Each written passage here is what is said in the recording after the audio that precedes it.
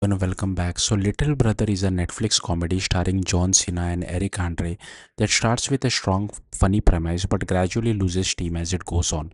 The story follows Rudd, played by John Cena, a successful retailer trying to escape his older brother's shadow while building a perfect life with his wife and kids.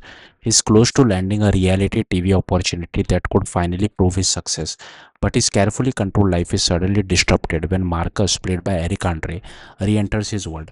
Marcus was Rudd's little brother from a childhood volunteer program where they were briefly paired as siblings. Marcus, however, took the bond seriously and believes Rudd is his only real family. After years of being in and out of foster homes and even a mental institution, Marcus breaks out and shows up in Rudd's life, convinced they are still brothers in every sense. This setup creates immediate chaos. Marcus' unpredictable behavior collides with Rudd's rigid, controlled lifestyle, and the film's early scenes work well because of this contrast. The writers used absurd situation and escalating misunderstanding to create strong comedic tension, and both Cena and Andre handle their roles effectively. However, while the first act is consistently funny, the movie struggles once the initial chaos settles. Instead of continuing escalating the situations, the story starts repeating the same jokes and character beats. Rudd remains stuck in his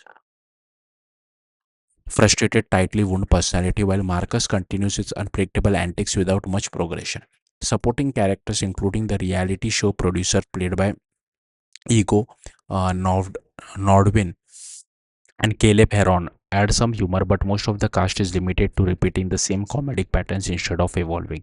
The biggest issue comes when the film tries to shift tone.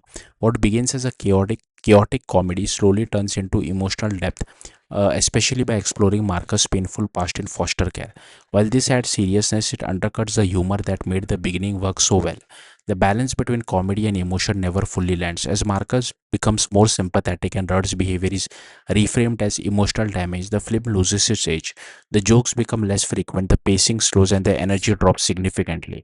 By the final act, Little Brother struggles to maintain engagement, relying more on sentiment than comedy, which doesn't fully fit the tone it established earlier.